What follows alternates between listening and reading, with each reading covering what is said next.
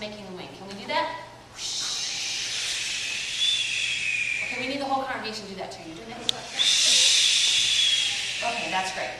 And when we hear the word fire or flame, we get to go like this. Okay. And when you hear the word spirit, we get to pretend like we're in a gospel church and we all go, oh yes. Oh yes. Okay, very good. Okay. So, let's step back into the story of Pentecost. I was there, but I was just a little child because I was there with my parents. And we were all gathered together in Jerusalem in this big house. And we were waiting for something to happen, but we didn't know exactly what it was. Because after Jesus died and he was raised again, he came and said that he would give us the Holy Spirit, but we didn't know how. We didn't know what it would look like. But he said that we would receive the Spirit and he would be with us to guide us. But what would it look like? Would it be like a strong wind? Would it be like a blazing fire? Would it be like a candle's flame? Nobody knew.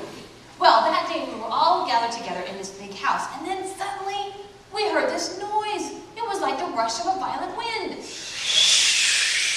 filled the whole house. Then we saw something that looked like flames resting on each of us. It was like a raging fire. Everyone was filled with the Spirit. Oh yes. That's what I'm talking about. But the most amazing thing of all was that everybody started to talk. We talked in languages we didn't even know as we experienced the Spirit. Oh yes. Somehow, word of our experience of the Spirit Oh yes. spread like wildfire, fanned by the wind. Jerusalem was full of people visiting from other countries. They heard us, and they were amazed and surprised to hear their own languages spoken. People from all across the world, but they heard their own languages spoken, and they can understand. Well, what does this mean? Everybody wanted to know. Well, some people laughed, and they said that the adults were drunk. They thought the adults had been drinking too much wine because they did not understand. That's when Peter, one of the disciples, stepped forward. He said, we're not drunk.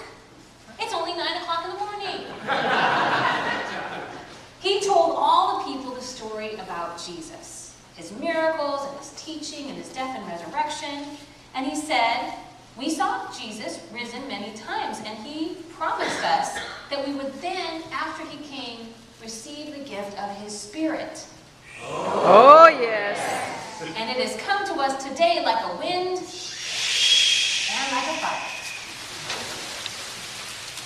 Well, you should have been there because 3,000 whole people came to know the teachings of Jesus that day. 3,000 people, that was a lot.